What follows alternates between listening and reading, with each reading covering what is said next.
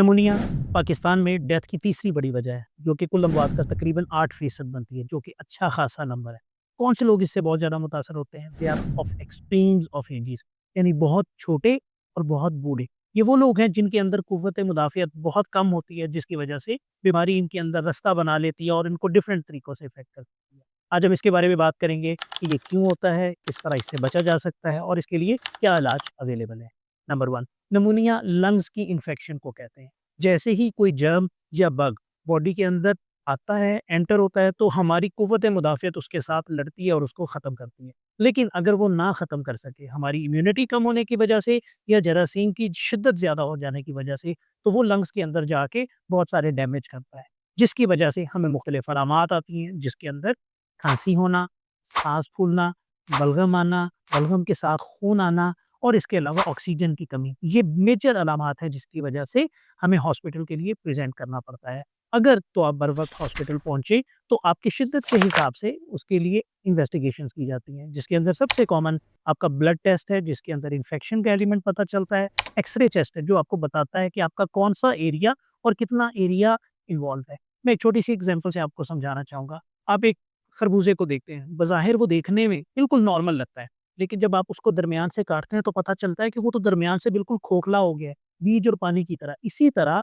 जब इस इन्फेक्शन को प्रॉपर कंट्रोल नहीं किया जाता, तो ये अंदर ही अंदर उसको खराब करना शुरू करती है, लंग एब्सेस बनाती है, यानी लंग्स के अंदर पस पड़ना शुरू हो जाती है। और इसी तरह अगर ये खून की नाली को एनक्रोच कर ले या उस तक अप्रोच कर ले, तो वो डैमेज हो जाने की वजह से वहाँ से ब्लड आ सकता है। बहुत ज़्यादा मिकदार में भी खून ज़ाय हो सकता है। और इसके अलावा जो लंग्स का बुनियादी काम है कि ऑक्सीजन को पूरा करना, अगर ज़्यादा एरिया में इन्वॉल्वमेंट होगी तो ऑक्सीजन पूरी नहीं हो सकती, जिसकी वजह से हाथों की उँगली नीली होना, तबीयत ख़राब होना, दिल की धड़कन तेज़ होना, इस तरह की अलामात के साथ मरीज़ आते हैं।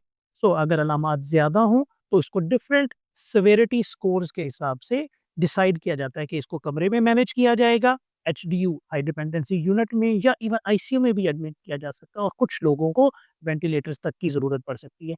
छोटी-छोटी एहतियात के साथ हम इससे बच सकते हैं। जैसे मैं कहता हूँ, अगर कोरोना ने हमें एक बहुत अच्छा गिफ्ट दिया था, वो था हैंड हाइजीन। हर बंदा अपने हाथ को अच्छे से साफ रखता था। मास्क पहनना, मास्क पहनते थे तो ज़्यादातर निमोनिया के जर्म्स इन्हेलेशनल के थ्रू अंदर जाते हैं, तो जरासीम मास्क की वजह से अंदर नहीं जा सकते थे। और मैं फैक्ट एंड फिगर के साथ बात कर रहा हूँ कि जिन दिनों कोविड था, तो कोविड वायरस के अलावा जो बाकी निमोनियाज़ के इंसिडेंट्स थे, वो बहुत हद तक कम हो गए थे।